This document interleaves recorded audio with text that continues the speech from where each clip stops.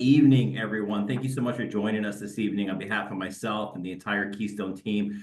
Thank you for setting a little bit of time aside this evening to really sharpen the stone and take a look at some good information here. We have two absolutely spectacular speakers. I've known them both for a long time.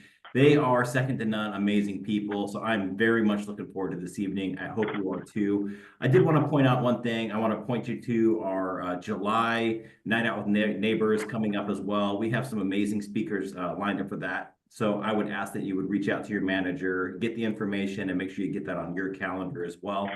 Once again, on behalf of myself and the entire Keystone team, thank you so much for being here this evening. And Kristen, I'm going to hand it back over to you. Thank you so much, Jeremy. I appreciate it.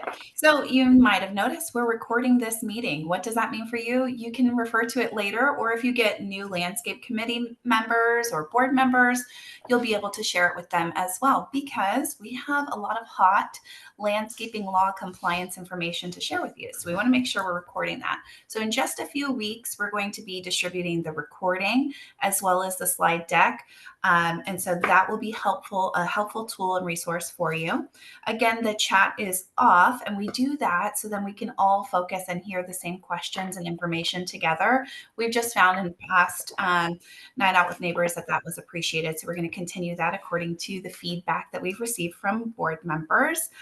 And then again, Q&A will be at the very end. So I'm going to go ahead and start sharing my screen. We'll get started. So hopefully everybody can see that screen. Can you confirm for me? We can. I don't know, like for everybody, but for me, it's good. Okay, good.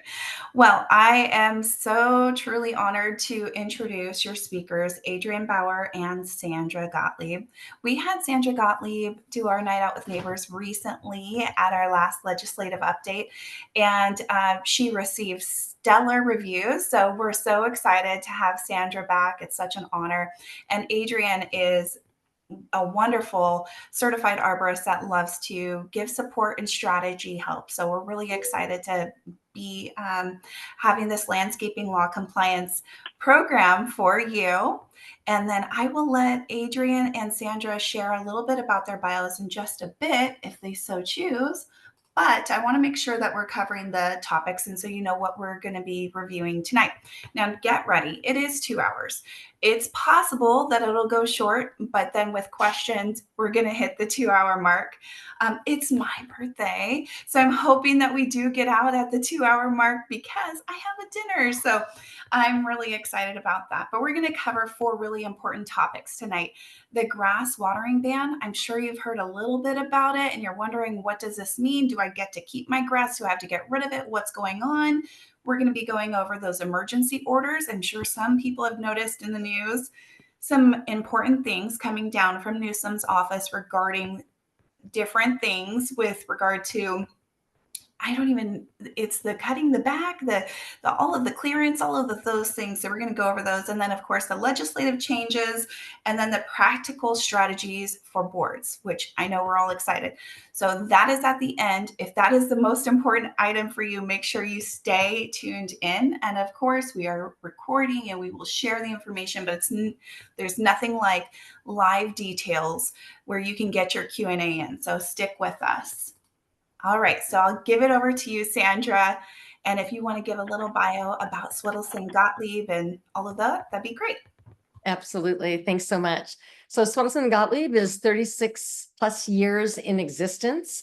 Our practice area is representing homeowners associations. That's all we do. We represent the corporate entity, through the then sitting board of directors. We are honored to work with Manor and Keystone in as much as our practice area is throughout the state of California. I'm the managing partner of the firm, head of the transactional department, and assists with client retention, client development, and of course, education, which is very near and dear to my heart. A couple things from you, Adrianne, about who you are and what you're bringing to the table, and then we can start our seminar. All right. My name is Adrianne Bauer. I'm an ISA certified arborist. I've been an arborist for over 10 years. The difference, I'm a specialist that only deals with trees, only. And landscaping and water conservation, tree health are a passion project of mine. So that is why I'm here. So that statute, basically, all of these are just specifically drafted for your purposes because it's your passion. Yes, basically, they must have read my mind and said, you know, we think we'll make some laws that make Adrianne happy. So there you go. So we're really going to work into your happiness feature. Let's talk about what we're doing here. So AB 1572, what is it and what is the impact on our associations? The impact on our associations is actually quite great. We're also going to talk about what compliance timelines are.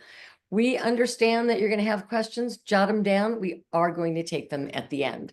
So this is an assembly bill out of our legislature, 1572. And this was signed into law by Governor Newsom on October 13th, 2023, and the implementation is starting now. We have to get ready for what this is because it is a now issue with certain compliance timelines that will be triggered in the future. What is this law?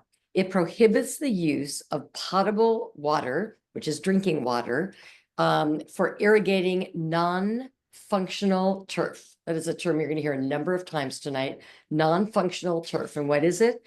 It's defined as a grass area that is purely decorative and not used for recreation or other practical purposes on certain properties in California.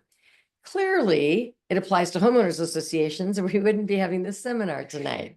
So let me take you through that process and what its key provisions are and the applicability.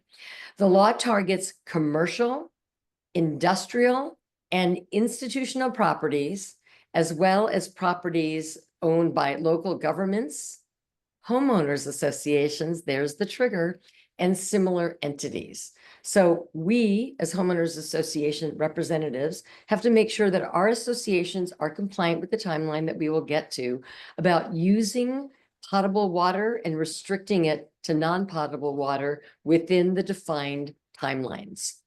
There are exemptions. The ban does not apply to residential lawns, and we'll talk about what that is. Adrianne has some strong information to bring us to what that is and how that affects associations, parks, sport fields, cemeteries, or other areas that are used with recycled water. Additionally, potable water is permitted to be used to ensure the health of trees. So clearly you had some hand, Adrianne, in drafting this legislation, and other perennial non-turf plants. So the idea is to be able to sustain our trees that are in existence and that will be added to our communities, but to be mindful of the fact that non-potable water is going to be required on a going forward basis. So let's talk about what the timelines are. This is 2025. Everything I'm going to talk about to me feels like tomorrow. January 1st, 2027, state and local government properties, they must comply. So we know that's in our future. We start with the state and local governments. January 1st, 2028, commercial, industrial, and institutional properties.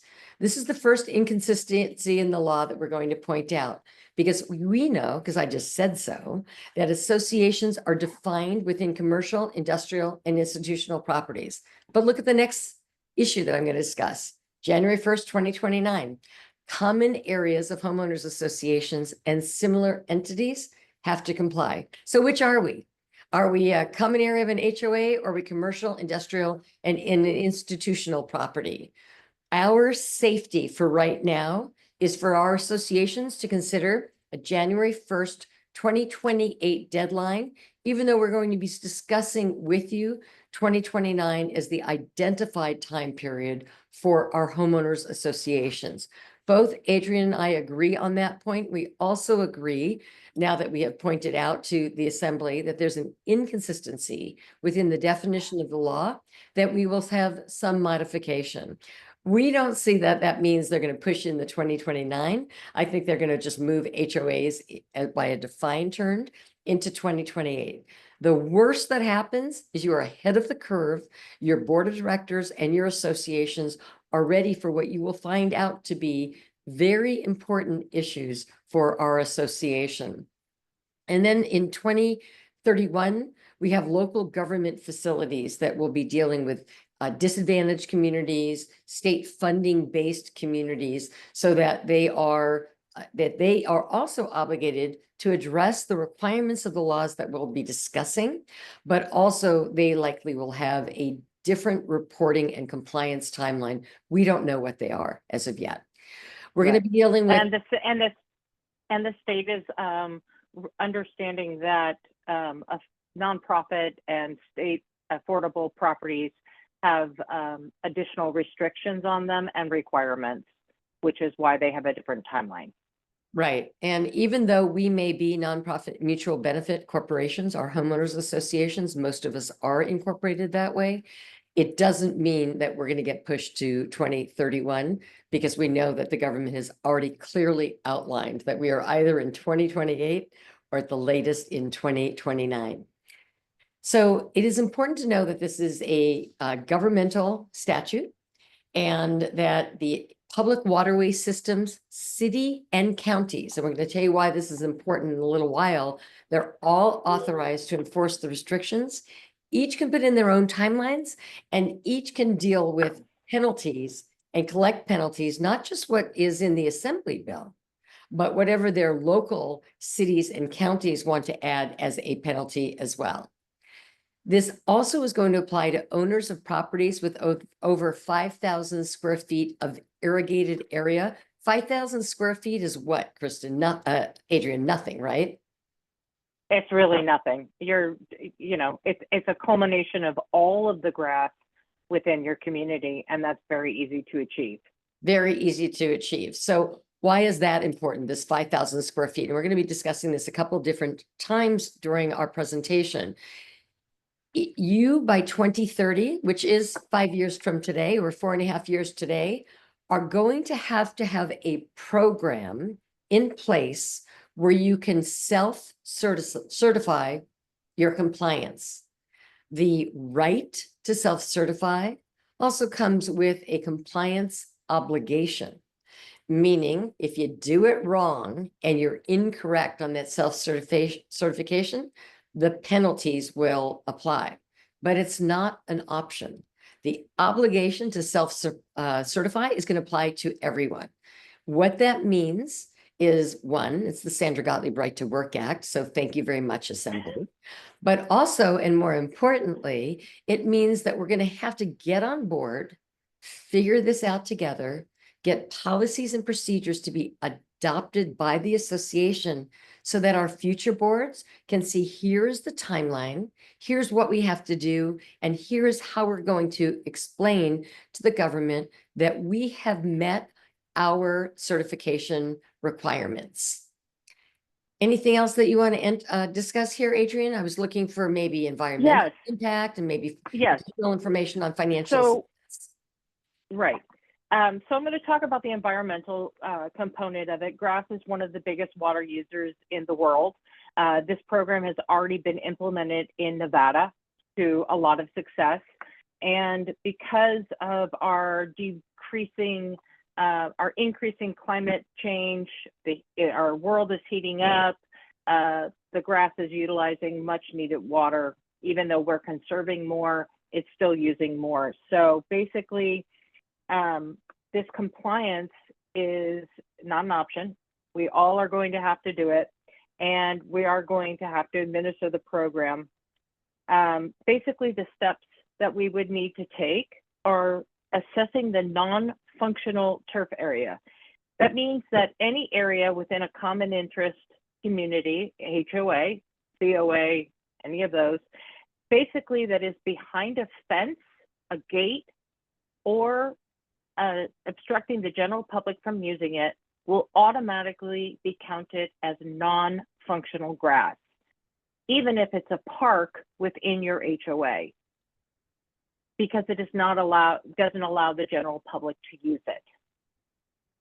So when we're evaluating this, if I could just interject, when we are evaluating this, we could possibly change those parks to be compliant, but by doing that, it triggers other statutory issues for our association. So for example, Let's say you're not a gated community, but we have a community dedicated park. We know if we invite the public into the park, we potentially will interject Americans with disability requirements, the ADA requirements on our association. And although the association would not have that obligation, if it was just allowing for its members to use the park and their invitees, if we open it up to the public, we have to meet ADA requirements. So in evaluating this law and the laws that we're going to be talking about, we have to also evaluate cause and effect that will really assist boards in making their decisions. Back to you, Adrianne. Right. All right. So how we're going to initiate compliance with this is that we're going to start to consult with the local water authorities, i.e., based on your water authority that delivers water in your area. They will have information, and they also give lots of free inspections for irrigation, water, grass, fire. The fire department will also do fire safety. So that would be another functional use of using the resources that are funded by these bills. This cost is included in the bills. And then, you know, the law is funding, they're also offering funding for low disadvantaged communities. Unfortunately, we probably in the state of California are not going to qualify for that for the most part.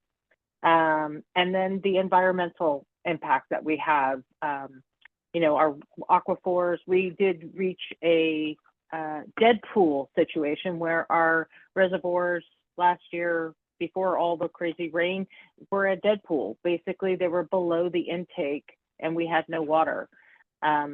They're trying to avoid that for the future. So water conservation is key for us.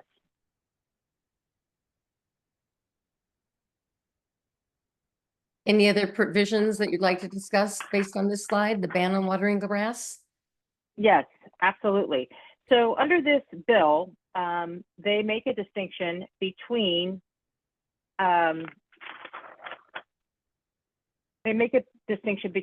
functional and non-functional. Non-functional we have talked about is anything that is not functioning as a public usage, golf course, park, soccer field, cemetery. I'm not sure why cemetery, but it's in there. And then wanting to ensure that these functional fields are being able to be used by the general public, and picnic areas, pet exercise areas. These are all considered functional turf, okay? The non-functional turf is a much bigger and much more critical definition, and they're very clear on it, which is that any areas that are not open to the general public, anything that is purely decorative, anything that is enclosed by fencing, barriers, or other ways of precluding the general public from using it is automatically considered non-functional turf, and this includes parks within an HOA. So I want to make sure that we're very clear about that, because people are trying to say, oh, but we have this park, but it's not general use. So What if it's not, what if it's used for recreation internally or for civic events or community events? Would they be able to have an exception for that? And if so, how do you get there? that's a good question that I'm not sure even the state knows the answer to yet. So when they defined non-functional turf, they said it's what's called ornamental grass. An ornamental grass that's not used for recreation, for civic events, but it's grass that's used solely for aesthetic purposes. Mhm. And that makes that definition, for me anyway, a lot clearer. We see a grassy field and we're like, oh, that's so pretty. Yeah, well, that's so pretty. Take a picture of it, because you're not going to get used to seeing that in the future. Right. Right. What about So like, if you had if you had a community event that was open to more than the community members of the HOA, then perhaps it could be considered a park. But then there are legal and I'm sure CC&R laws that need to be addressed at that point. So I think so. Can we go back to functional for a minute? Yes. You mentioned before about functional, and you said if you have turf that's enclosed behind fencing or other barriers that preclude people from using it, like human access, that's not considered functional turf. Can you make that into functional turf? Is there anything that you could do to make that functional? I'm so glad you asked me that. As an arborist, my heart is so happy right now because anything I can do for you, Adrianne. Well, you've hit it out of the park on that one. The state does not want you to stop watering your trees. And if your grass has trees in it, they do not want you to stop watering it. Now, I can tell you if you have one tree in the middle of a big, beautiful field, you're probably not going to get away with that. But if you start to plant trees in your big, beautiful grassy areas, that converts non-functional grass automatically into functional grass. There are a couple caveats that your arborist and your landscaper should tell you about, which is that you never want grass around the base of the tree, so on and so forth. But all of that is logistics, and that's easy to do. But a very fast and easy way to convert non-functional to functional is plant some trees. And as an arborist, it makes me really happy. So can trees require potable water? Is that correct? Not all trees Okay. require potable water. So you can also use recycled water, but it's not great. okay. So what do we do about the grass that's not at the base of the tree, but we put those trees within what otherwise would look like our grassy field or our park area? How will our boards know which part of that requires potable water and which part of that requires non-potable water? Well, I think if you're going to have trees and you're already using non-potable water, i.e. drinking water, to water your grass, if you put the trees within that drinking water, potable water area, then you can keep your grass if they're already existing and the trees are now within the grassy field. So the boards can work with their landscapers and as necessary with their arborists to make that determination. And anybody, I presume, on the board or the arborist or the landscaper can look at the California State Water Resources Board for guidance on that? Yes. And then anybody that has a newer community that is utilizing recycled water, none of these, the AB 1572 applies to you. You are not required to comply because the water is recycled and it is no longer potable water. So it does not apply to you. Excellent. And That should so make people happy. and that was a requirement that the state implemented for the recycled water? Yes. So the state has required that all new construction have recycled water installed for irrigation purposes. Excellent. Excellent. All right. I think we've gotten through functional turf and non-functional turf. I wish this was the only statute that we are talking about, 1572, but it turns out to not be the case. We have 4 other statutes of particular import that we have to think about when we're talking about and putting together our plans for 1572. And that is AB 1574, AB 38, and AB 3074. So why don't you take us through some of that? And I, of course, as I typically do, will interrupt when necessary. I love it. So please do. So we've been talking about 1572, which is the grass watering. And that is alarming enough as it is. But 1574 is a new emergency order, state of emergency, that the state of California fast-track critical fire prevention statewide. and it is effective immediately. And it is basically suspends all environmental regulations to expedite fuel reduction projects. Basically, it's telling us that in order to preserve and keep our property safe, we must remove all flammable materials. A lot of these are well-known causes. They're climate change, it's getting hotter, we have less water, it's not raining as much, we have more populated areas, so on and so forth. So the state is finding that having a defensible space is critical in saving lives and property. So interesting part about this advance order, of course, is it suspends environmental regulations to expedite fuel reduction projects. And so the reason that this is important is everything is about this water conservation having to do with the first 1572 that we're talking about. And these other bills piggyback on that, so we can see structurally what we have to do for our communities in order to make sure we're in compliance with the first law and be mindful of these other laws. Clearly, this first one, 1574, and the fact that it was a fast-track critical fire prevention project with a March 2025 implementation was a direct result of the Eaton and Palisades fires in Southern California. The moment was there, and the government took advantage of it, and we are working with that while we're working also with our 1572 compliance. Okay, keep going. Yeah. So one of the things that is, it's called Zone Zero.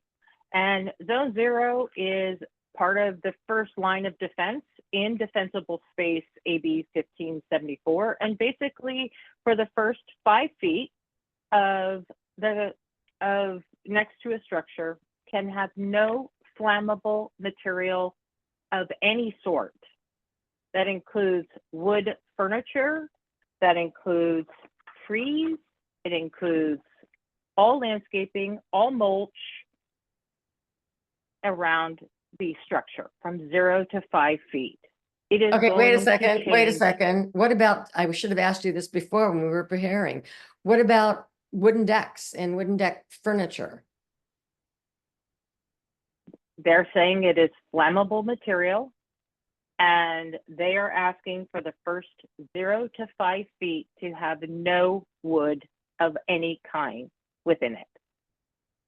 So for those of you that want to know what this means, if you have wood attached to your decks and balconies in your communities, we're going to really require some investigation as to the applicability of this law on an urgent basis to your association, and whether that means you do or do not have to replace existing structures. It's our initial impression that we are not going to be replacing existing structures, so everybody can take a sigh at this moment. But it may mean in the future that we're going to have to, when we're looking at how we're going to maintain, repair, and replace the common area components for our communities, that we may have to alter the materials that we use to develop our patios and our balconies, and the materials that we allow through our architectural application process to be utilized by homeowners in those areas of the structures that they control. Exclusive use common area for condos and townhouse-based condominium associations, and even in planned developments where there's architectural control by our associations for those projects. The point of telling you this is not to scare the heebie-jeebies out of you, to tell you it exists, it's implemented in these new laws without, of course, any definition of what we're supposed to do with things that are already existing. We know that there will be a change as to what our requirements will be going forward. We just don't have that change in place right now. It's part of what we're going to do when we're preparing for 2028 and beyond. And it is scary because it's going to change the look and feel of almost every community. I think it's going to change a lot because the only material they are wanting, or they've specified that is allowed within the Zone Zero, is concrete, rocks, or gravel, period. That's So it. when we were preparing, Adrienne wanted to say, oh, it's such an alarmist way that this is what is required. And I said, well, I think Kristen actually might kill you if you actually say that with all of her board members on the webinar. So what we're saying is, yeah, that's what they say right now. This is not where That's we're what going they to say. be going in the future. This is day one. This is what is required. So what we're doing now, and what we're going to tell you, and each of you will work with your association's legal counsel, landscapers, arborists, and your expert who is your manager. You're going to look at these planning stages. Where do we start to maximize the dollars? And when we're looking at our 3 and 5 year plans for our board members, when we do board member training, we say, not just today, not just your term, Right. but the next term and the term after. That will never be more important to think about than we are doing Than right now when we're planning for this project. So Right. what about getting a project manager involved? Is that something you would ever recommend to our associations?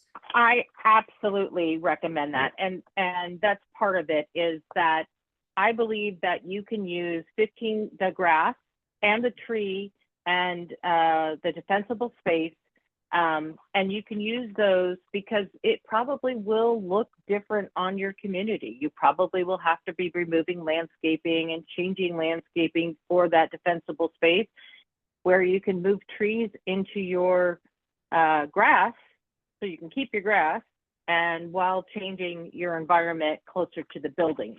I think that would be the most utilization of your money and the most strategic. As an arborist, I don't deal with any of these other components. I only deal with trees. And I don't have any skin in the game, in that little trees can't do anything with. But my heart wants to save the world.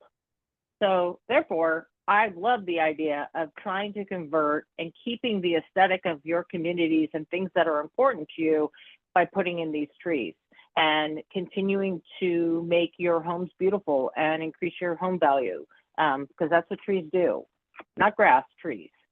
So basically, when we're talking about what will change as a result of this, and lessons learned in recent fires and lessons we're going to learn in the future, as we're talking about our water usage, how we're going to use it in our green area and our green belts and our trees, we have to commit to the duration of a project. And we know that changes are expensive. It's this board, it's the future board, but who else has to buy into this? The members, the homeowners in our community are going to have to buy into this, because this is going to cost them money. And every year when our boards put together their budgets and they have internal discussions with each other about how to keep those numbers down, and the manager says you have to increase by 11%, and the board says, yeah, we're considering 3%. It's not going to be 3% if the expectation is 11. We're going to have to really recognize that we have to utilize the money to implement this plan and to get our owners to buy into the differences in our community. So we're going to start with baby steps. And I recognize that baby steps included, as you said, Adrienne, creating the master plant and tree list. But it also requires, and our managing agents are going to be so important in implementation here, coordinating with our vendors so we can see projects from the beginning, implementation, to the planning stage, until actually they are effective. And then how are we going to afford all this? Is there any place we can go? You were telling me about those research that you did with rebates from local water districts. What does that look like? And how can we, you can say on that last slide for just a moment. Thanks, Kristen. So most of the water authorities are offering rebates. And they're offering rebates for grass conversion. They're offering rebates for irrigation conversion. They're offering rebates for mulch conversion. And that's organic stage 1 mulch, straight from the tree. It keeps it out of landfill, so it's a greening effect, but it also is adding to the overall health and well-being of your plants, your landscaping, because it's adding valuable nutrients back into it. So there's lots of rebates. I've listed them on the slideshow and a couple of other lower areas, there are free assessments that you can get for defensible space. There are free assessments you can get for your water and irrigation through the county water authority or your local water authority. The other thing is, Sandra mentioned this already, but creating a master plant list. If, for example, your community says we want 50 plants that anybody can plant when they are looking at planting, or we're going to convert this area, we're going to use something from these 50 plants and these 30 trees. We want to diversify and ensure that you have that done before you even begin, because that way you have that continuity and that continuation of the look and feel that your community has.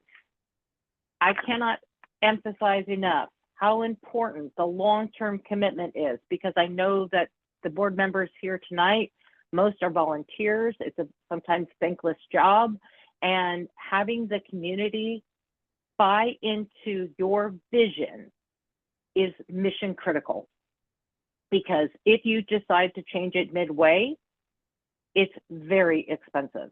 So we want to maximize your dollars. And so getting that community buy-in, getting the board buy-in, getting the people coming onto the board, understanding that they are making an agreement of a 5-year commitment of this landscaping plan cannot be understated how important that is.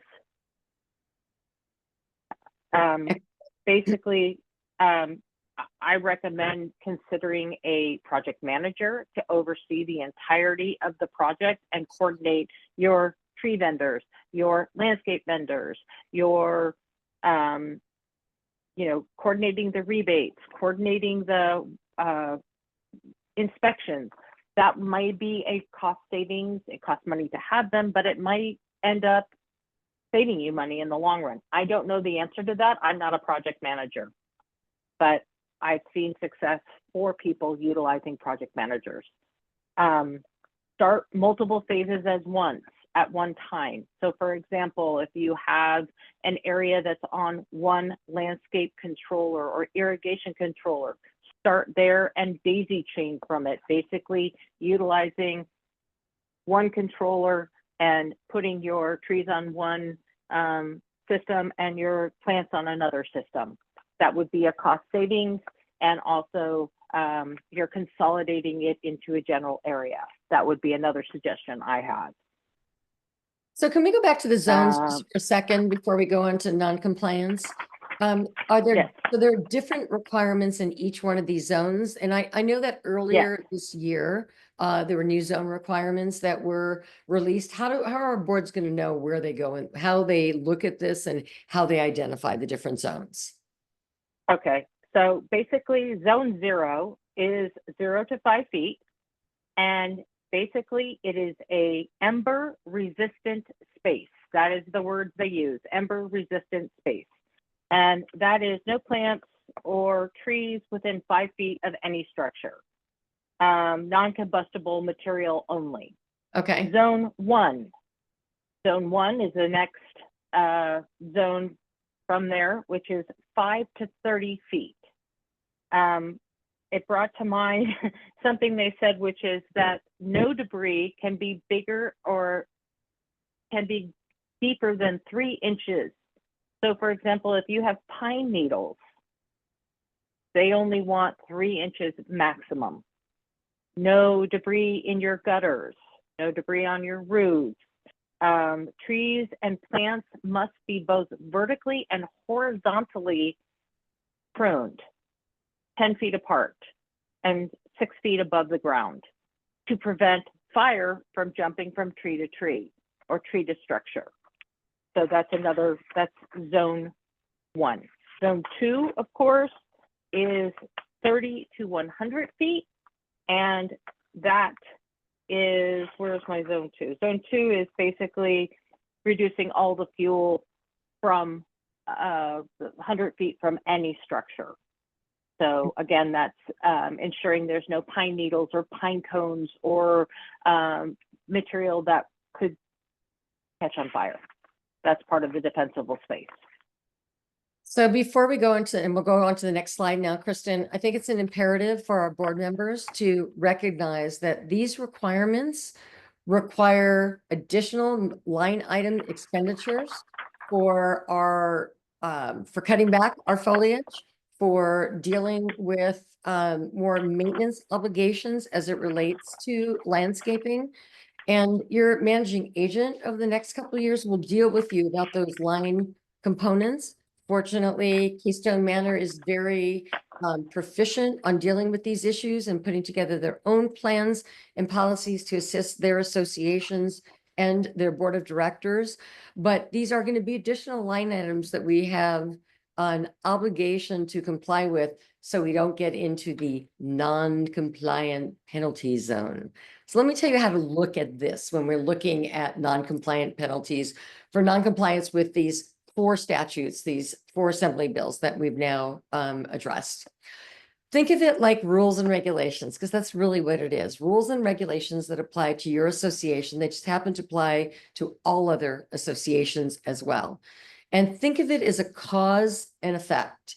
If you don't do it, the effect is you're going to be fined, you're going to have penalties, and you're going to be possibly not complying with your governing documents. I've never seen a set of governing documents, CC&Rs, that are recorded documents that run with the land. They're covenants. Covenant is a promise to comply. And every set of CC&Rs say, I promise to comply with federal and state laws. Boom. You're obligated as an association to meet these statutory obligations that are identified in the assembly bills. So I'm going to share the reason for the assembly bills. We talked about fire, life safety. We know that's really what it is. Also protecting our foliage and our landscaping, and a way to do it. If you don't comply with 1572, so that's the potable water bill. I know I'm really simplifying that, Adrienne, and please don't fall faint when I say that. If we have non-compliance, so we have non-functional turf that's using potable water, it can result in penalties as outlined in the California Water Code. And there's a section, I think it's 1846. And the section allows for fines up to $500 a day. So we know that many governing documents, CC&Rs and rules and regulations, have an ongoing penalty per day. If it's in your governing documents, let's say for failure to comply with an architectural requirement, call a homeowner into hearing and you say, if you don't change that wall by this date, we're going to assess you a fine of whatever, $250 a day. And it could go up to $500 a day after 10 days. And we all know that we have an increase or an implementing fine schedule. This is the same thing. This is the water code, the California Water Code, saying this is what we're going to fine you if you don't comply, because this is what we need for you to keep your grass and to keep you safe. And additionally, go ahead.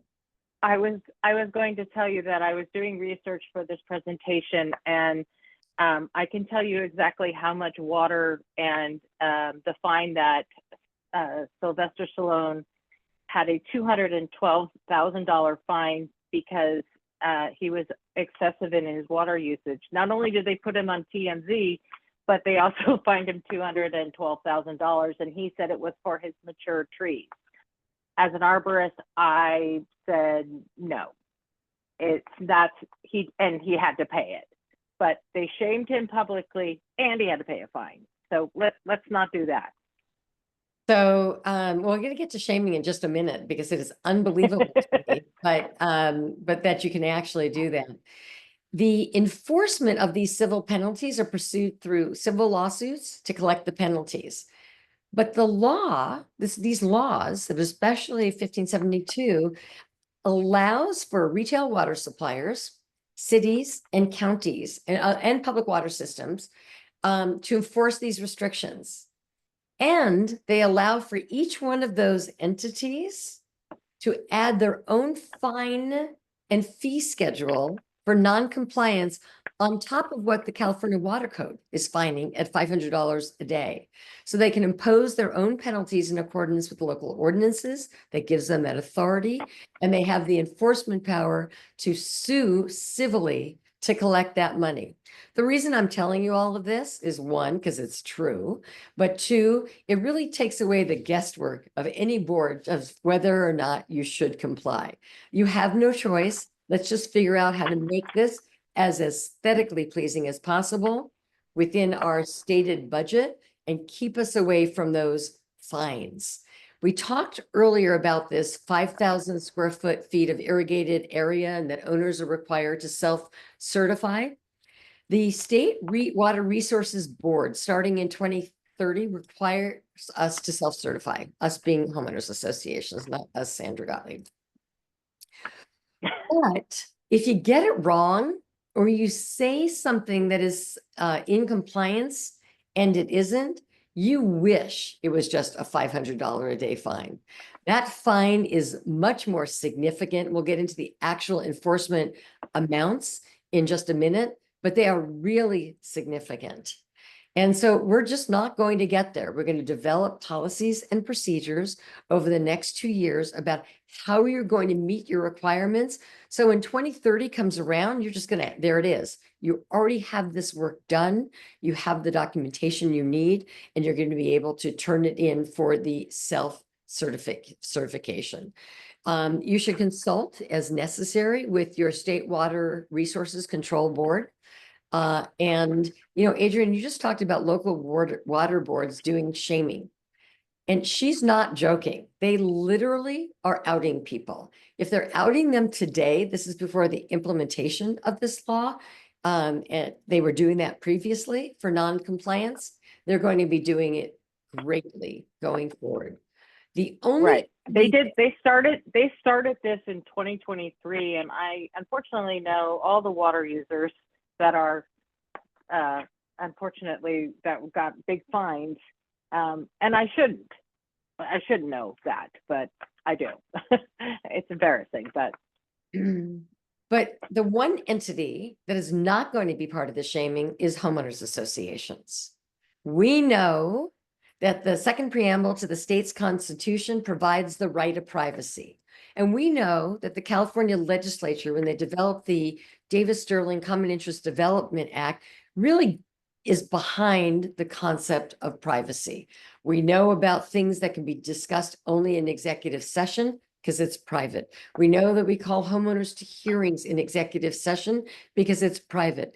We know that they value privacy so greatly that when we talk about an assessment lien against a homeowner, we have to do it publicly in general session, but we cannot use their name.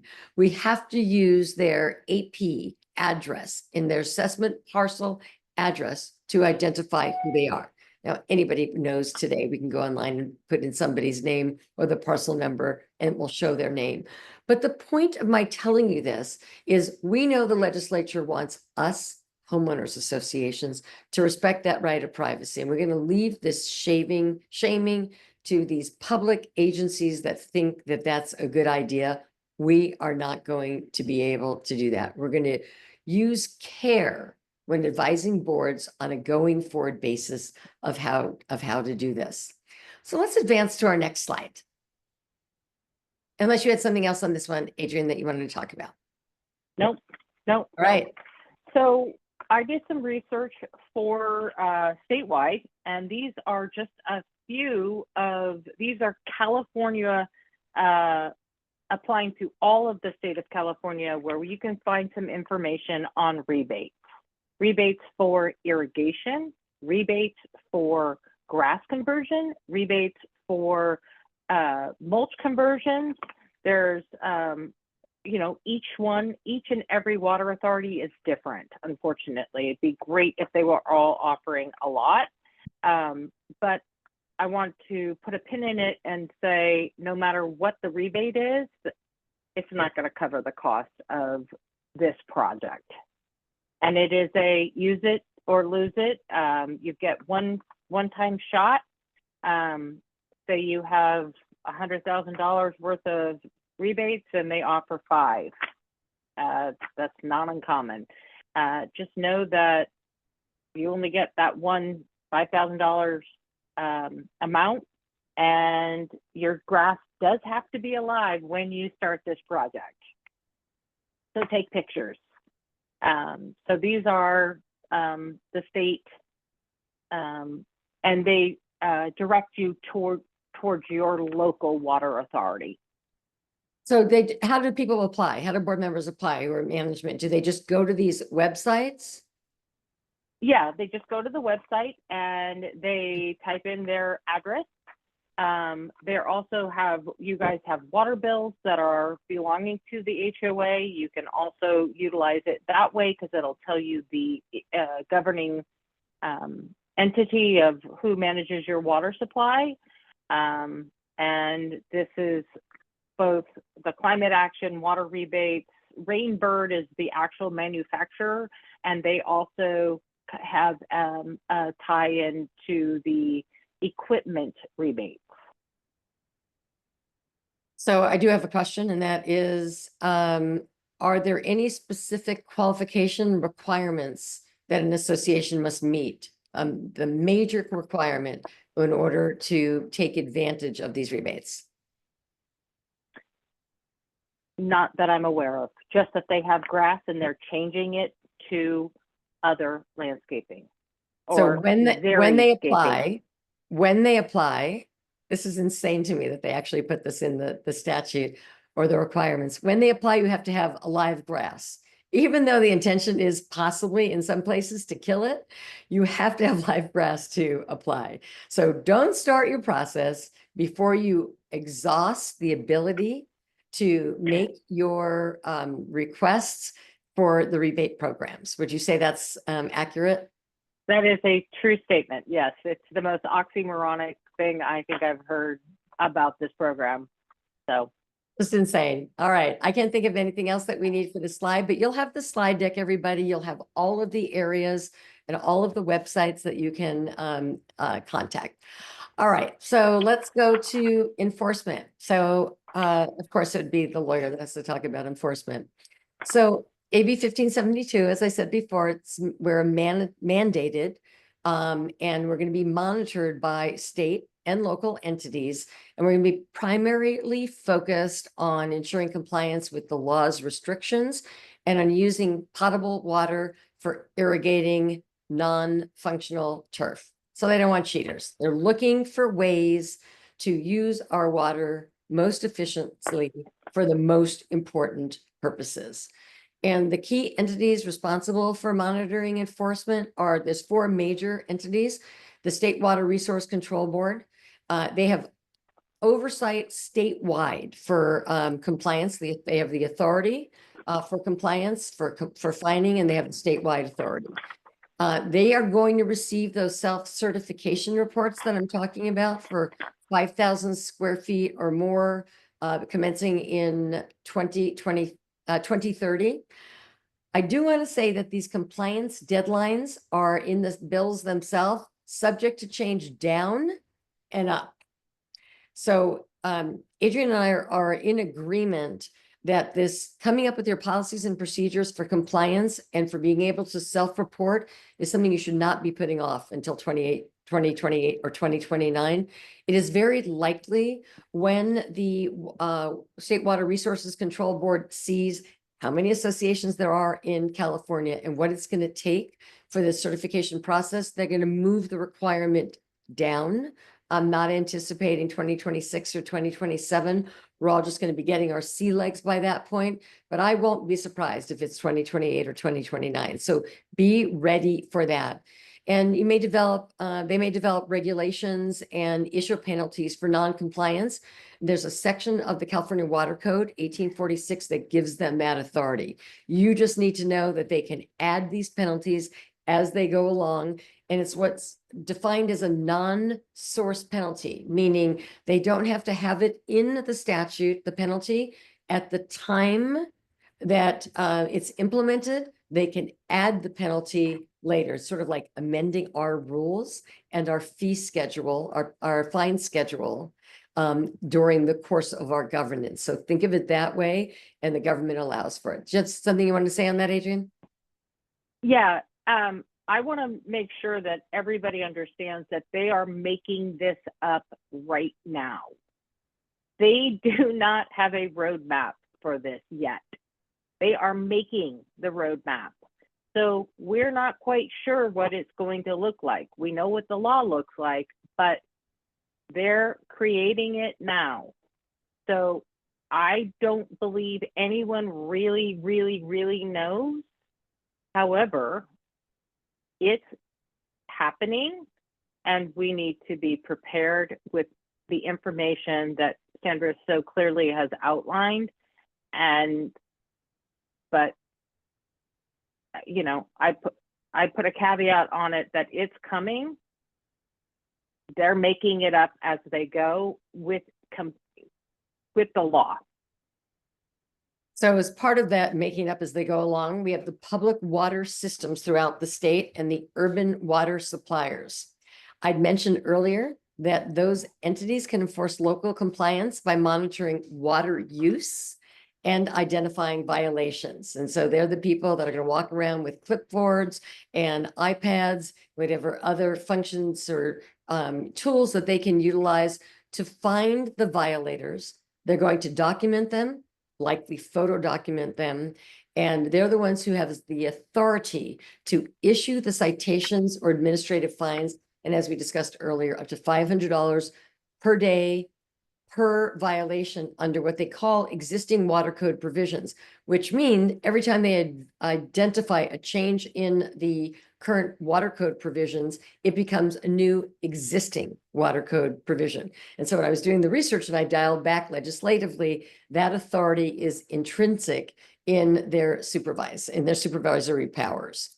So then we have the state, the public water systems, and now we're going to cities and counties. And Adrianne, when we were speaking and preparing for today, you talked about additional fines for excess water runoff. So tie that in. We know a couple of years ago, everybody stopped and could hardly breathe when we realized how many fines and water runoff penalties there could be in San Diego, until we got a life and realized that they were going to have to pull back on those penalties. And they did, by the way, on those runoffs and driveway. Yeah. But what does that look here? So I've been in HOAs where broken sprinklers, they're getting fined for those, and they're being reported by whether it's people within the community or people walking by the community. Those are being reported and they're being fined for those. So we want to make sure that we are water wise. We're kind to our environment. So these Simple as cities and counties, they can enact local ordinances. Remember, I said before, they have the authority to have their own ordinances. Think of them as laws, because they are. And they're called supporting laws to AB 1572. So they get to enact their local ordinance, tack it on to 1572. So the person who's walking around from the public water system can also have a city and county person walking around with them. And each one of them is marking on their clipboard what the violation is. And those fines are separate, but tied to the same violation. It's not one and done. It's one and done for each of them. So we need to be mindful of that as well, because those people are going to be dealing with local building, landscaping, and code enforcement departments. And so that's obviously another issue as well. Code enforcement comes in, let's say, because of that 5% or 5-foot holdback, that everything has to be concrete as opposed to flammable or combustible products. And then there's us. We have our own category. We're homeowners associations and institutional property managers. So we are required to assess and manage our own properties for compliance. And we know we have the reporting obligation in 2030 or earlier. But by putting us in this monitoring and enforcement capacity or defined area, it really empowers us as boards to make certain that we are dealing with compliance within our own community. It empowers us to communicate and speak with our homeowners and say, we're not walking around being the water police and the landscaping police because we have nothing better to do with our volunteer time. We are walking around doing this because there are 3 entities above us, 4 if you say city and county are separate, that are walking around independent of us, Let us take the first stab at compliance so the others, when they walk around with their clipboards, they have nothing to mark you and us about. We are obligated under these various assembly bills to work with local water suppliers who may need additional documentation from us, and will allow us, by working with them, to work with additional rebate programs, or what we call conversion programs, from current landscape to different landscape. Anything that you wanted to add to enforcement before we move on to our next slide? Nope. All right, excellent. Moving on to legislative changes. All right, why don't you start? All right, so we talked about the Water Conservation Bill 1573, not to be confused with 72 or 74, which is basically landscape design. And basically it's an effort to, while implementing 1572 and 1574, which is water / defensible space, they want to make sure two very important things, which is going to really, really, really surprise people, is that you cannot use artificial turf. Okay, I need Because of the everybody to just PFAs. stop for a second. Artificial turf is no longer going to be allowed. Shocking. Go ahead. So that is basically, they want to make sure that they have obviously they want native plants to be installed. They want no artificial turf because of the chemicals, the PFAs that are within it. They want to ensure that we lower the base temperature that artificial turf creates, because it heats up the world, and they want to avoid that. Native plants, at least 10% of native plants, water efficient irrigation. That means going from sprinkler systems that pop up and spray water to bubblers. I use the analogy, it's like trying to drink water from a fire hose. That's what the sprinklers are like. The bubblers are slow and steady. That's what trees and plants need. Grass needs fast, fire hose like volume. And that's why a lot of times plants and trees should be on different irrigation systems. Basically, they're also allowing tax exemption when you do remove your turf or your grass. They are letting you, they're giving you a tax exemption for those rebates. We've used the word we've used the word rebates, tax exemption, financial assistance. We're actually seeing a number of different entities and organizations in small steps that are going to be giving our communities rebates if we plan this out and we're smart about how we proceed. This is why I asked the question earlier to Adrianne, whether we should have a project manager. I bet you we're going to see a whole cottage industry of people who are going to come forward and say, we can take you through this process from the beginning to the end. And I'm going to want to hear what they have to say. And I'm sure that you do as well, because there's too much money for our HOAs to be left on the table. Right. And also too, I know here up in Northern California where I'm located, the Santa Clara Water Authority, as an example, offers $65,000 in irrigation rebates. So when you upgrade your system, they'll give you $65,000, and they'll give you $50,000 in grass conversion. That's $115,000. If you know how to do it, to document and get those rebates, yay, that's great. I don't. I'm an arborist. I don't know how to do those things, but your landscapers, whomever you might have, may be able to do it for you. And that's what we want you to do, is you're partnering with your vendors, whoever they may be, to help you go through this process and keep you in compliance as board members with your fiduciary responsibilities.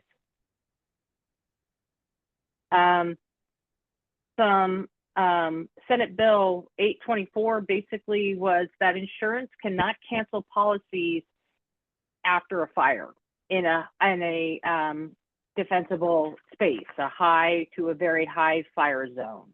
So that's for a year. The- That's limited to a year. To And- 1 year, yes.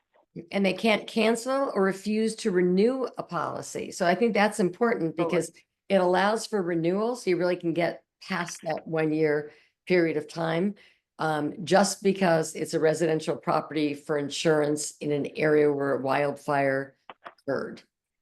And Right. a little And then- background is they were allowed to ask, they being insurance carriers, were allowed to ask the insurance commissioner to increase the amount of money they were charging premiums for insurance.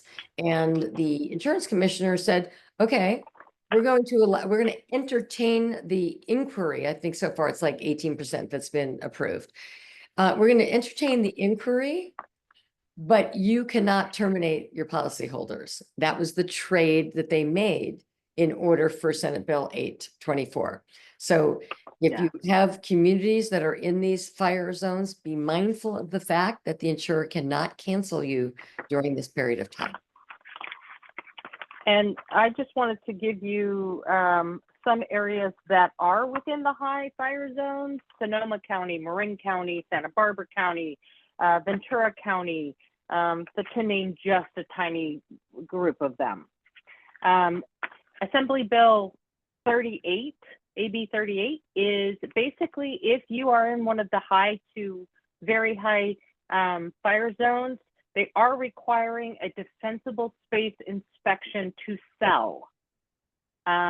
So just know that that's a new bill as well. And then Assembly Bill 3074, basically it's saying all new homes being built must have zone 0, the defensible space, and these are mandated by all new builds going forward. So we're going to see a very different aesthetic coming in to new developments. All right, let's keep moving this puppy forward. Zero Yeah. scaping examples. Look how pretty that is. Yeah, so I provided some examples of what xeriscaping is, and that's low water usage, California native plants. These are considered, these would be an option for both zone zero conversion of grass to plant material. These are what it can look like. So I think that it was important. We decided to put these photographs in because we tend to think what that drought resistant landscape is just plants that you're going to find in the desert, which is not an aesthetic that everybody likes. And certainly it is an aesthetic that many like. But as we can see, that is not what we are limited to if it is not an aesthetic that you enjoy for your community. So be mindful of the facts that these are stage 1 organic materials and that we can use these xeriscaping plants in that zone 1 that we had talked about earlier. I think it's a very important visual after all of this, what I call doom and gloom that we're imparting today. Yeah, we're Debbie Downers today, Sandra. Wah, wah, wah. Next slide, please. Stage 1 organic mulch. I personally, as an arborist, love organic mulch. In fact, I have 2 mountains in my front yard right now that have just been delivered. Stage 1 has actual tree waste. It has the leaves. This is what all plant material needs. It's a multivitamin for it's multivitamins for trees and plants, basically. And this mulch will have leaf matter. You want it to have leaf matter in it. I know people are very much into the aesthetic of colored mulch. Colored mulch is basically construction wood that is chewed up in a chipper and spray painted. Absolutely no nutritional value. So if you can move from that to stage 1 organic mulch, every tree company in America will drop it off for free. you have to spread it. You have to have your landscaper spread it. But I cannot tell you how happy my heart would be if everywhere I looked, I saw organic mulch. So it's free. The cost is to spread it. And if you're crazy about your colored mulch, I say use it like a Thomas's English muffin. Put the organic mulch first and then fill the nooks and crannies with your colored mulch. That's Did you if you have plan to all have it. that? Did you plan all that to describe it? No, I always use it that way. I always say that. Kristen can attest. All right, next, and just so you know, every time you take organic mulch from the tree company, it keeps it out of landfill. So it's a green solution. Just saying. I want to make sure that everybody understands these laws are going to change everything. And we need to make sure that you understand that and that you know that we don't really have a choice. So unfortunately, tomorrow is not going to look like today did. And we know that, okay? We're not going to have these big grassy knolls that are, meandering through your communities. Those days, that ship has sailed. And I don't want to be a new doom and gloomer, but it can be beautiful and we can make it amazing. I personally only do trees. I'm a specialist. I'm not a landscaper, and nor do I want to be. I'm not smart enough to be a landscaper, I say. But basically, here are the steps. Basically, you have to start now. You have to get on board. You have to get some buy-in.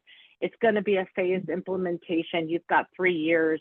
Let's work backwards and create a budget and create a master planting list and trees and plants. I want to make sure that people understand that if you are within an HOA and you have homeowners that are responsible for their own front yards, if they choose to go to a xeriscape landscaping, you cannot prevent them by law. So let's talk about hence- that for a second. It's one of those statutes that say, although in this one it doesn't say, but it means notwithstanding what your governing documents say to the contrary, the following shall apply, like a preamble.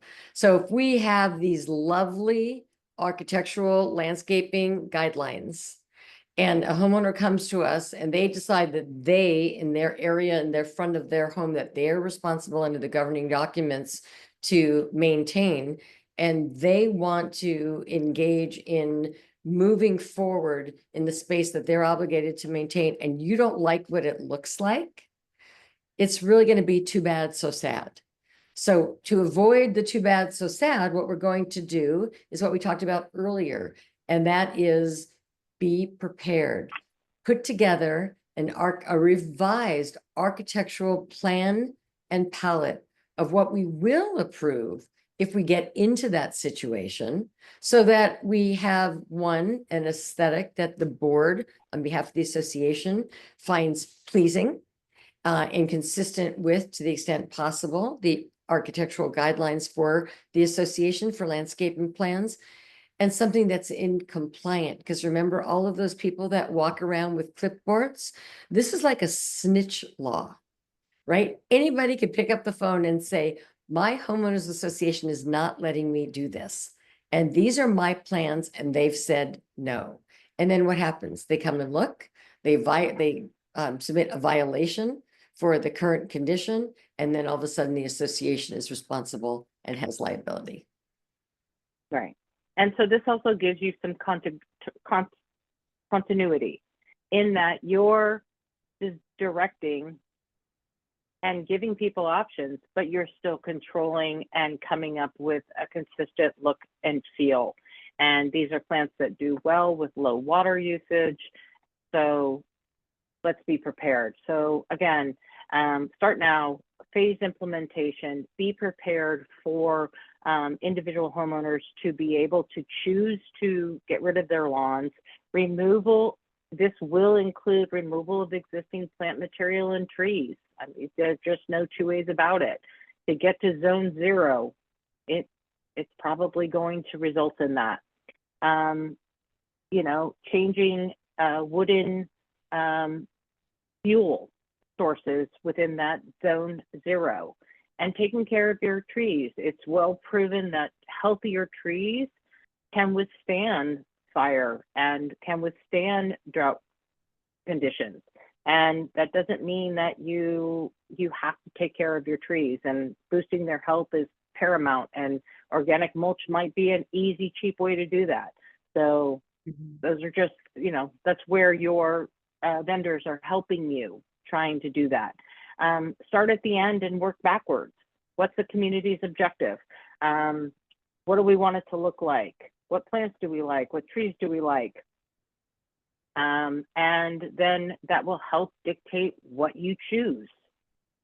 But tomorrow is going to look very different than today. And I want to make sure it can still be beautiful, and it can still be the homes that you love and the communities that you love. But the state is requiring that those days change going forward. All right, and let's And look at that's our all I last have. slide. This is your slide, right? I hope so, because I just. The recommendations? No, it's mine. It's mine. So Well, I basically, can start if you'd like.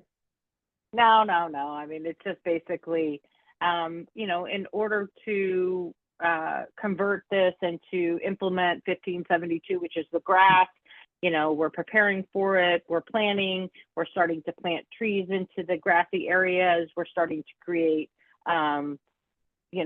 meeting spaces, pet waste stations. These are all ways to convert that non-functional to functional grass. And also too, we talked about allowing homeowners to convert their personal space and lawns into landscaping. And by getting prepared for it, that's going to allow us to get there. So think of the installing pet waste stations as sort of like the old office water cooler, where everybody comes to stand around the water cooler. So this is what you get if you do that. 1, less feces on the ground. Nice idea. More importantly, at this moment, it converts grassy areas into gathering areas and changes non-functional grass to functional grass. So sounds like it's cheating, but it's absolutely allowable. This would be insanity not to take advantage of that, of associations with high grass content. And we want to make sure that we're benches, picnic benches, seating areas, pergolas, any kind of field or a volleyball court, badminton court. All of a sudden, that's a grass badminton court, bocce ball. All of those things become a functional use.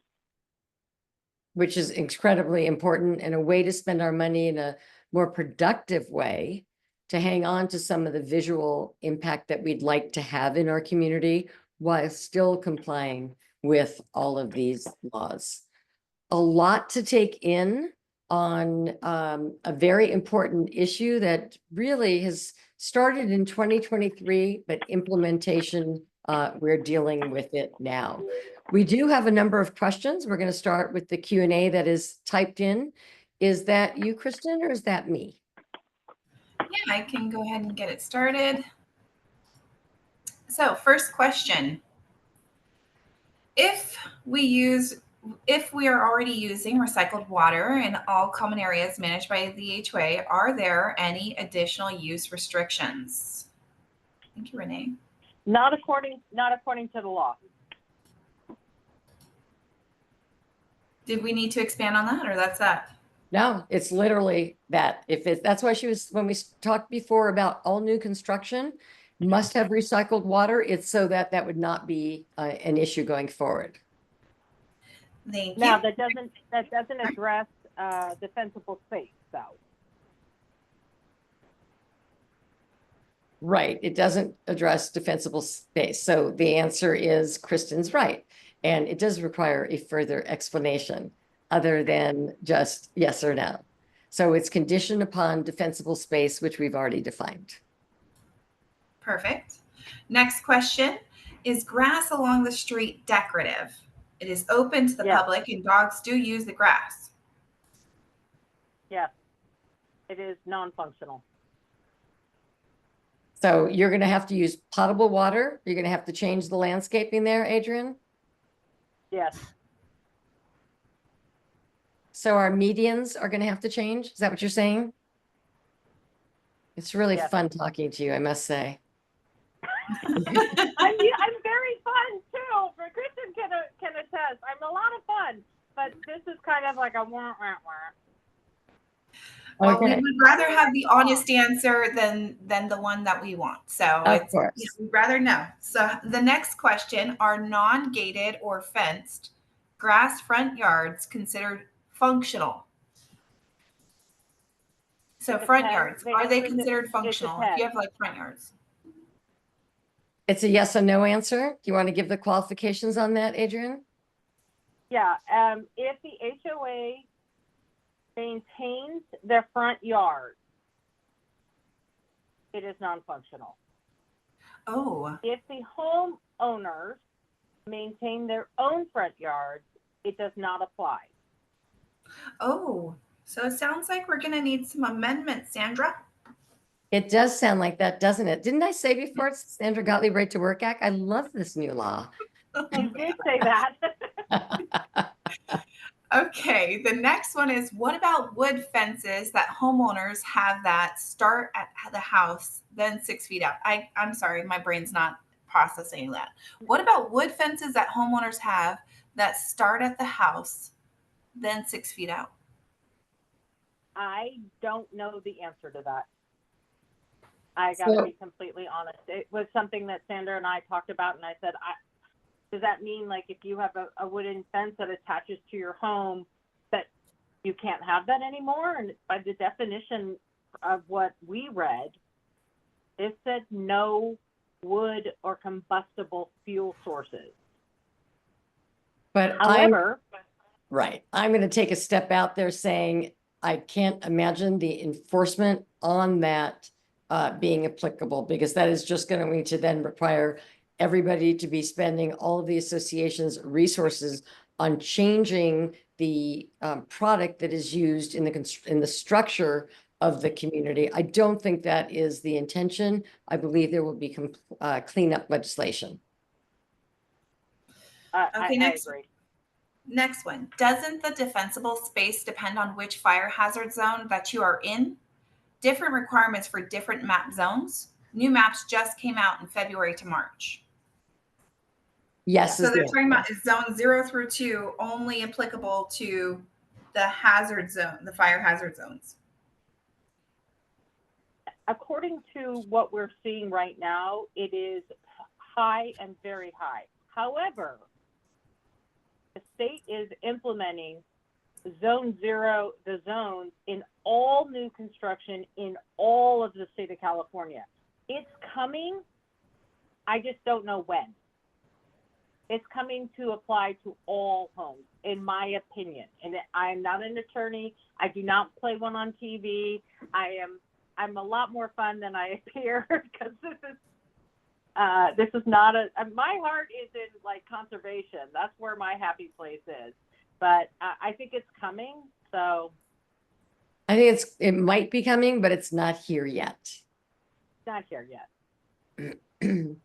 When does this go into effect again? Does this also apply to potted plants that residents may have outside their doors or in their patios?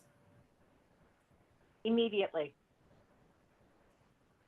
The defensible space is immediately in effect, and it applies to potted plants? Any woody plant near your home within the first 5 feet.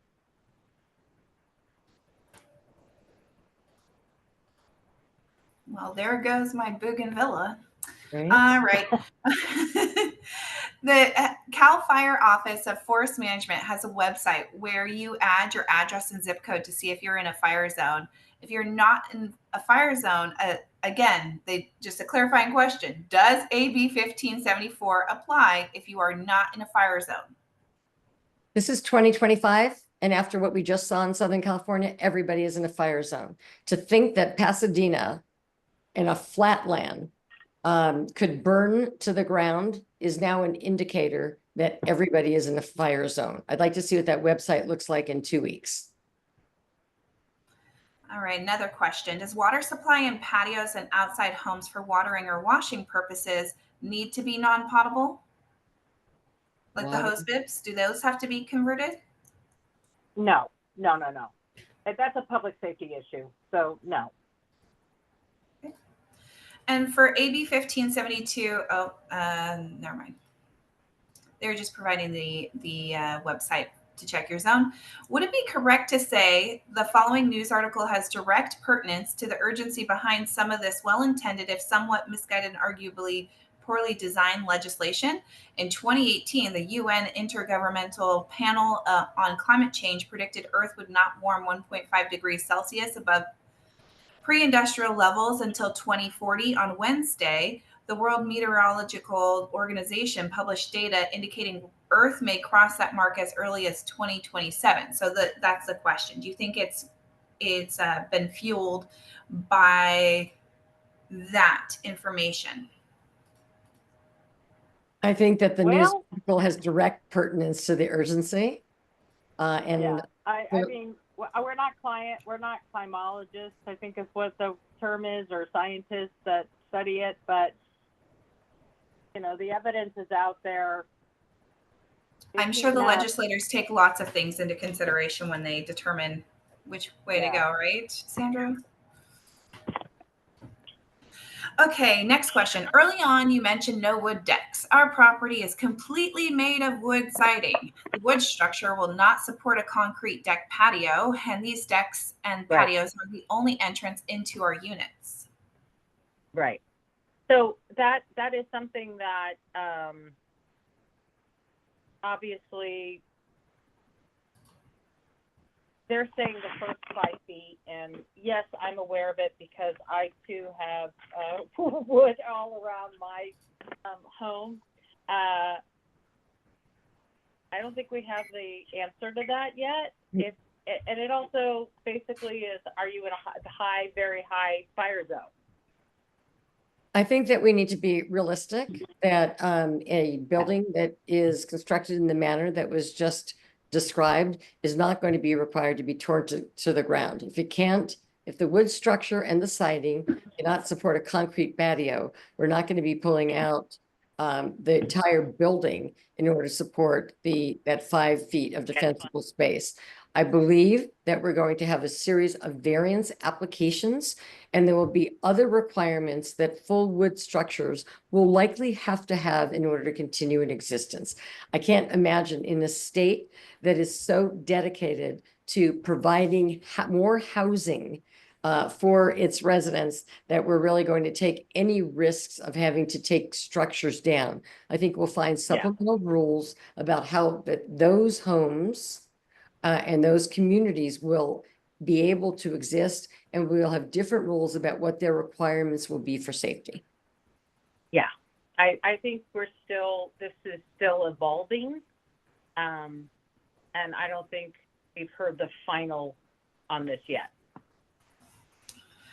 All right, next one. Does this only apply to certain wildfire zones? I think you guys have discussed that. So we'll skip that one. Our units have patios that are 10 feet wide from the outside walls. Is the HOA obligated to inspect the patio areas? I think the question about inspect is in reference to the high and very high fire zones that have to be inspected. I think that's only, right now, it's only if you're planning on selling. So I believe that if you are planning to sell, it's going to be a requirement through escrow because it's a state mandate. Yeah. Another question, wooden fences between units go up to walls of units that are 0 feet between. So do these need to be replaced with non-wooden material? I feel like you answered that as well. If you wanted. I think that's back to it's still evolving on, like, they're not going to make them rebuild their community because it predates this mandate at this time. But I'm not an attorney and I don't play one on TV, so. I am, and I don't know the answer. So, and I don't know the answer because there is no answer yet articulated in the in these Senate bills or Assembly bills. All right, next question. But I think it's a How can- really important question, such as the wood siting.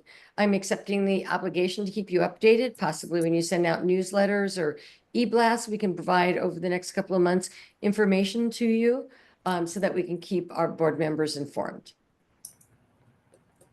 Good idea. How can you switch to using recycled water? Can we just request it from Cal Water? I think the answer is to talk to your professionals, right? Get in contact with your Yeah, manager. it's very difficult. It's very, very difficult to do. And very expensive. And very expensive. And it's not that great for your trees. Imagine, I liken it to if you ate, as a person, you ate a lot of fat and meat and your arteries got clogged. Recycled water is like that for trees. It blocks the mechanism that takes water up. I would just So, toss in also while that it is likely not available. And likely not Correct. available. That's Yep. true, Jeremy. Yeah. Next one is, how do we know if our landscaper has properly reduced our water usage? Are there ways to compare water usage across communities? Can Manor help us understand if our water usage is similar to other communities? Oh, that's an interesting question. I think water fluence maybe. I think depending on who your, well, you guys get the water bill.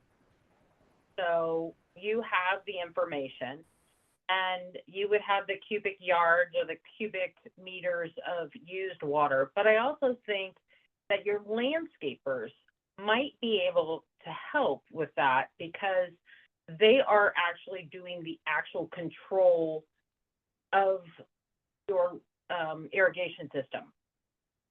You don't want anybody just touching it. Even I, as an arborist, have no idea how to control them, and I would be a horrible person to say, here, let me fiddle with this and fiddle with that. Don't let me do that ever. If you see me and think I can fix it, I can't. So we want to make sure that you're also measuring apples to apples in that the square footage, the coverage is the same, the plantscape is the same. I think year over year is what is really going to give you the best snapshot of your usage and also your reduction of usage. So I think that's the better way to look at it and measure it. Mm. I would definitely In also my just opinion. tag on to that to say, talk to your manager, because we do have resource contacts in most of our cities and counties. One that comes to mind is water fluence, and then they will send out someone to do a site audit for you, and they're hired from the water districts directly.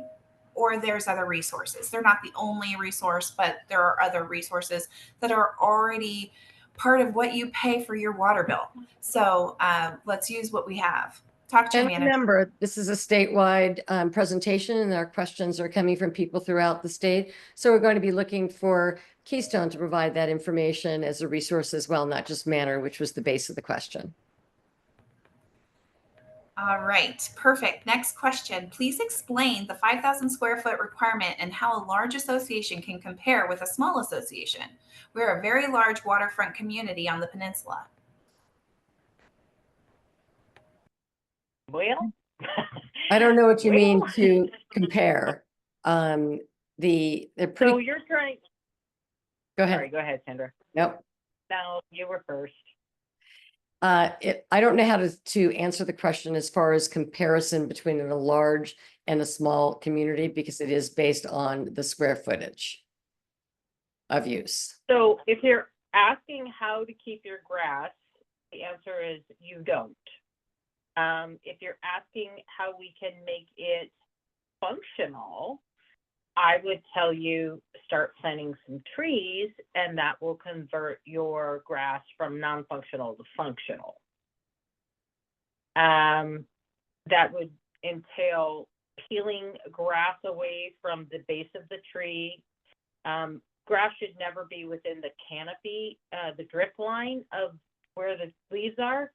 Or, you know, if the tree is this big, there's no grass beneath that big. And that's a way to start to minimize your grass. You want to also put them on a different irrigation system. They need different amounts of water and they need different delivery systems of water. So, and that was when I used the reference of a daisy chain. You know, I have this controller, and then I'm going to go to this controller, and then I'm going to go to this controller, and I'm going to run them all off the same controller, and therefore minimize my cost in that way, because obviously running new lines and running irrigation everywhere is very, very expensive, and trying to do it in groupings will be more cost effective, in my opinion. Does it matter that they are a waterfront community on the peninsula? No. I don't think so. I don't think it changes anything. The only thing I would probably say is, because they're a waterfront community in the peninsula, I would probably stay away from redwoods. Redwoods don't like salt. So that's probably not a good tree option for you. But that's kind of the only caveat I can think of. Thank you. I have an easy question for you, Sandra, or maybe Adrian. Is Trex considered non-wood material? And is Trex okay in zone 0? So I believe the answer is yes, but we don't have a definitive read on that because we haven't had a scope of materials that has been provided by the state, which says the following materials are. Right. The MSDS sheet would be able to dictate that. I would think it would be flame retardant, perhaps, but I don't think anything is non-flammable. Does defensible space depend on which fire hazard zone that you are in? Are there different requirements for different map zones? So defensible space right now is being called out for high and very high. And researching it, you know, there were obviously some high fire areas that are continually having an issue. I do believe, like Sandra said earlier, that our entire state is a high fire zone by definition. It's coming. If it hasn't defined it yet, it's going to come to it. So I think we'd be wise to start to transition to it. I think the jury's still out on if you're not in a high fire zone right now. So I think it might become a high fire zone. Yeah, absolutely. I mean, I looked at my own home, and I'm not in a high fire zone, but I can see that changing very, very quickly. Here's another question. At our HOA, we don't have any grass. Are ivy and ice plants allowed next to buildings? I think the answer is yes. Oh, no. Okay, that's right. Because you said only rock, gravel, and concrete, right? For the first 5 feet. Beauty is in the eye of the beholder. I'm never going to buy into that being beautiful. I personally hate ivy. I think it's like an alien. I've seen some amazing will to live from ivy. I think at the end of time, share cockroaches and ivy will be here. That's it. And that, you know, it's very, very, very difficult to get rid of. And I understand it's green, but it does have a woody component to it, and that would be considered flammable material. Ice plant, less so. All right. Like well, a water. Kyle, I think, is very hopeful that you're going to answer this question the way he wants to hear it. Is ivy considered decorative? Do we need to stop watering ivy? Beauty is in the eye. Somebody very wise just said, beauty is in the eye of the whole beholder. I think if you stop watering it, then you have a dead plant. And a dead plant is infinitely more flammable than a Flammable. non-dead plant. However, if it's within 5 feet, you have a double negative there, and you probably, I mean, So the answer is issue if it's within 5 feet, you have to stop watering and get rid of it. If it's not, and you like the look of ivy, keep watering that puppy. you don't want to keep any dead material, dead trees, dead plants, even pine needles. You have to have less than 3 inches. Okay, this, I don't know. Can you see this? This is 3 inches right here. You see my hand? That's it. That's 3 inches. That's the tape measure. That's it. Of debris. Well, what about with redwood chips? Catherine Miller is putting Yep, that in counts. a landscaping project Yep. right now. They're using redwood chips. Yep, that counts too. 3 inches. All right. If backyards are not part of common property, is the HOA expected to enforce defensible space in the backyard? That's a good one. Sandra and I had this conversation earlier, ahead. and I'm going to let her answer it because it was, frankly, so much more brilliant than my answer. I'm not sure it was brilliant at all, that we didn't discuss backyards in any of parts of the statute. We talked about front yards. And we talked about common area as opposed to owner property or owner area that the homeowner is responsible for, like common area, exclusive use common area. And the way the assembly bills are worded, especially 1572, there's no requirement for the defensible space examination in those rear yards. I do think, however, so that's today. I do think, however, that it's coming, and I think that Adrianne agrees with that. Yes, I do. And then the other caveat is, if I'm in a townhouse and you have a tree on your roof and your roof catches on fire and I'm in the unit next to you and my insurance says I can't reinsure because your tree is on my roof, at what point does that become an HOA issue and not a homeowner issue? Because the overall protection of the community has to trump any other thing for public safety. So the current state of the law when it comes to trees, if your tree is hanging over on my area, as long as I'm not taking action that's going to kill that tree, I can trim it back until you're not on my area. But we know that insurance companies now are looking at the space between trees and how close they are, not whether it's really an overhang, but how close they are to roofs and side of structures. And so I believe that in that situation, so we're talking about condominium associations that are townhouse style, that the association is going to have to investigate for the defensible space, even if enforce. So just so everybody knows, fire code that exists right now today, not including defensible space, is 3 feet from a building, 5 feet from a roof, 15 feet from a chimney, 8 feet over a walkway, and 14 feet over a roadway. That is fire code that all tree companies should be trimming to that standard. 3, 5, 15, 8, and 14. You want me to repeat that again? Kristen? We got No, it. It's on the video. Good. It's recorded. Definitely. And then also that question came up, I don't know, about 10 times or so. So I just cleared that one out. Hopefully everybody has it. If you feel like you need to ask a clarifying question, you can go back into Q&A and ask again if you're not clear. The next question is, can you clarify the pet station converts to functional grass? If it's still only accessible to the owners in the HOA, is that still a workaround to making it functional? Yes, it's a workaround. It's a workaround.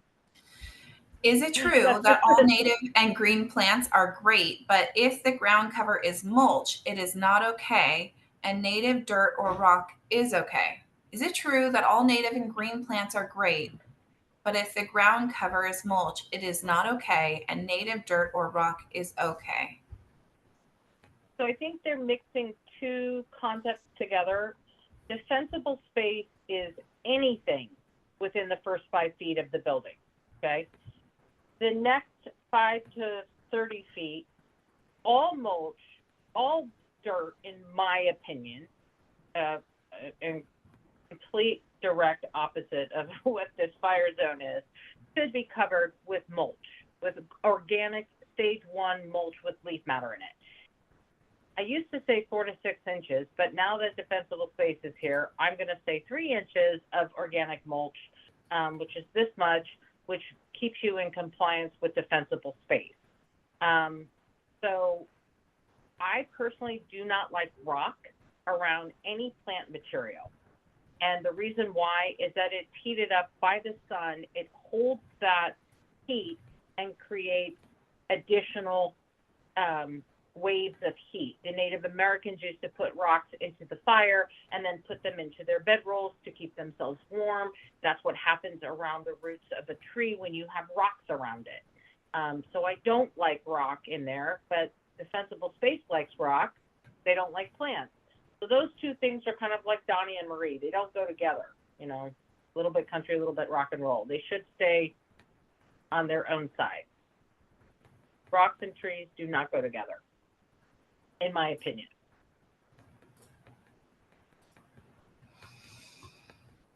Okay, I got another one. This is a doozy. For this bill, is there any chance this will ease up, or do we have to begin to rip out our landscaping at ASAP? We have finished an 8-year-long, tons of effort, plant material, and shrub conversion that finally looks grown in. We have a high-rise concrete building where almost all our landscapes are 3 to 5 feet foundation planters wrapped around a 60-year-old building. Don't go ripping out anything right now. You are probably the don't do prime anything. example for retaining a consultant to assist you in working through this issue and possibly even obtaining a variance based on your very specific description of your association. So don't be ripping anything. And I would start, I would agree, I would completely agree, and I would start with CAL FIRE. They offered this new bill 1574, which is the defensible space. They have free inspections that come with it. So that would be a perfect example of starting place that's free to do an inspection saying, we're really concerned about defensible space. Can you guys inspect this for us? And CAL FIRE is not one of the reporting agencies that can fine you for, at least currently, for the violation. So it's not like, come onto my property and inspect it. And by the way, when you leave, make sure you fine us. Yeah.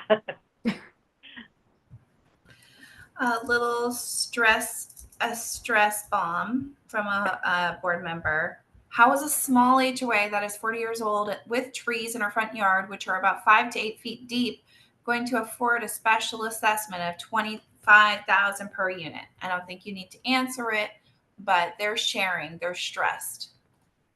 I understand, and I completely agree. I think you could start very, very small for in an affordable way. First of all, your front yard may not be part of the assessment, and it may not be, if there's a lot of conditions. Does the HOA manage the front yards? You just said that you have trees in it. Well, that means it's functional. So maybe what you're doing is you're putting mulch around under the drip line of the tree, and that's all you have to do. Because if you've got that tree in there, it's already functional. So don't panic yet. It's not over. By definition of what you wrote, it sounds like you are exempt because it's functional grass. I hope that has taken just a tiny bit of that stress off. Well, here's a lighter question.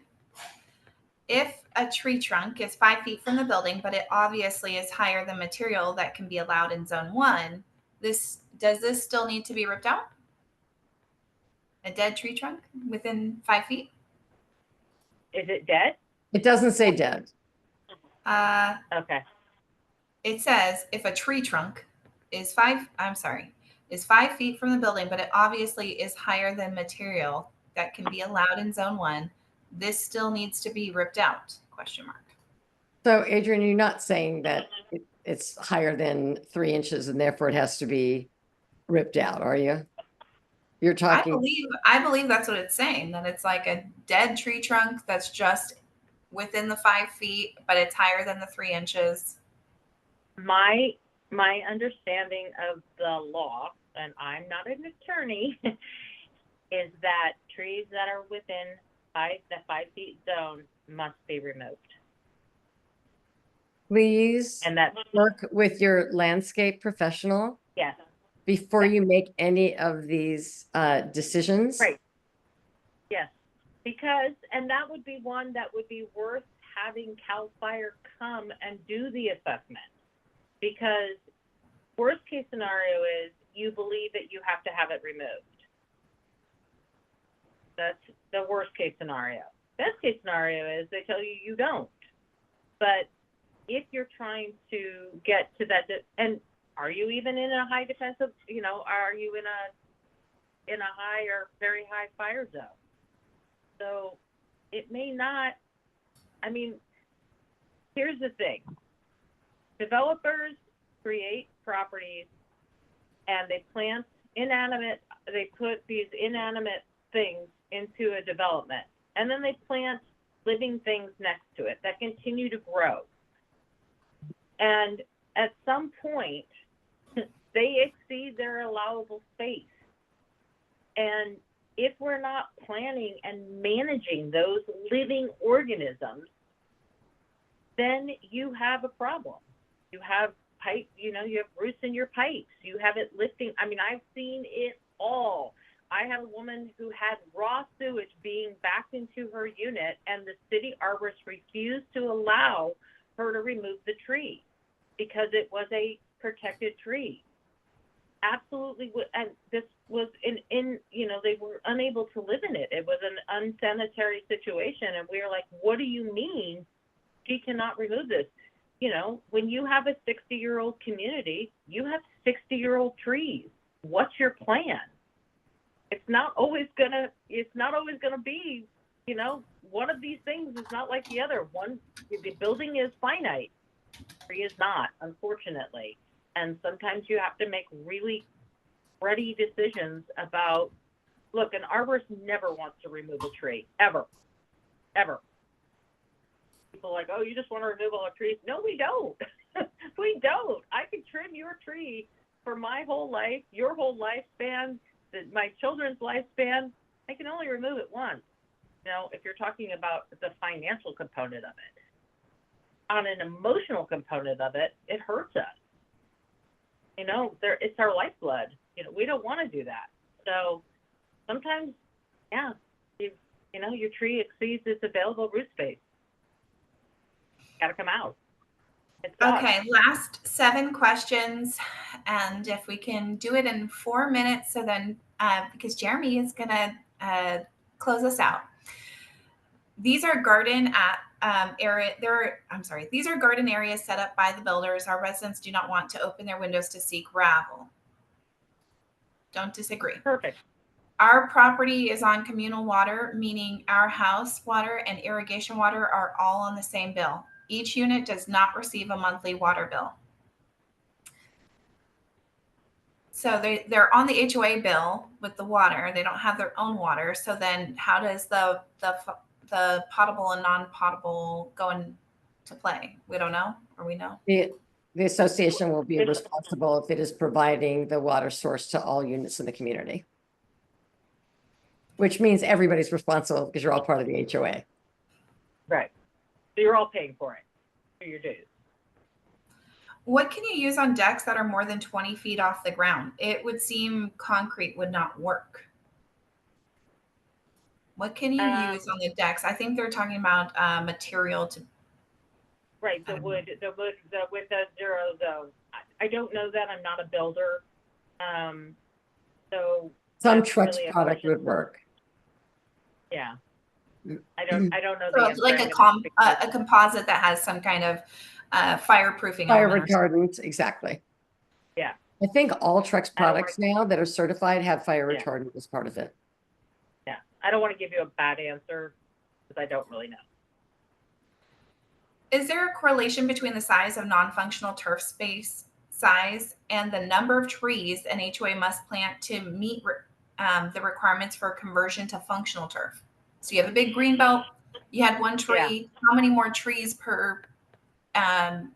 We were talking We about don't know that the while we were preparing, and the answer is we don't know. We know 1 is too little. Is 10 too many? We don't know.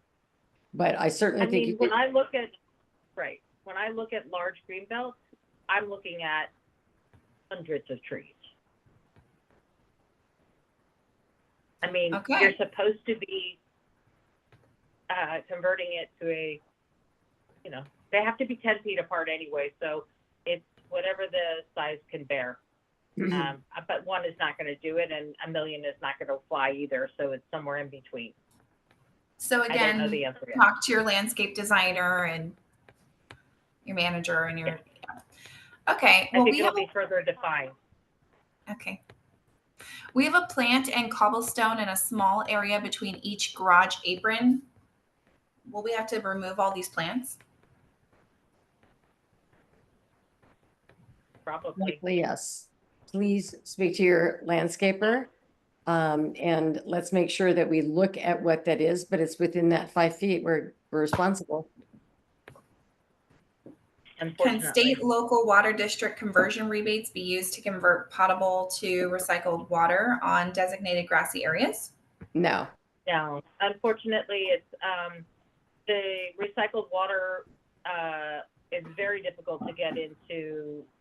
I'm not sure why, but I've had other HOAs try to get it, and it's just not something they're willing to do. So the rebates are strictly for the conversion of grass to something else, and sprinkler systems and controllers and alike. And last but not least, a tree makes a lawn functional. How much of a front yard is covered by a tree? I feel like it's kind of a pressing into the prior question. Yeah, I mean, I think if you've got a half an acre with 1 tree, it's non-functional. If you've got 5 trees, yeah, maybe. And depending on the kind of trees and the space that the trees have, it's like all things, it depends. I mean, common sense at some point is going to take precedence here. Well, that will do it. That was the final question. So, Jeremy, why don't you send us off? And then, actually, I'll tell everybody before Jeremy speaks. Thank you so much, Sandra and Adrianne. Your speaking capabilities are beyond anything I could have ever hoped for. You guys are amazing. The way that you took this really difficult, complex material and made it so we could all understand it, I really appreciate it. I have a ton of takeaways and a ton of notes, so I genuinely appreciate that. We are going to be sending out a feedback survey. And what we want to do is hear from you on what topics you want to cover. So all of our topics for nouns are always generated from your feedback survey. So it's really important that you respond to those. And then, of course, our speakers always want to hear how they did. So make sure you let them know how they did and then what topics we want to cover in the future. That survey goes out at 8:00 tonight. So make sure you respond. And thank you. Go to you, Jeremy. All right, guys, thanks again so much for being here this evening, giving us a couple hours of your time.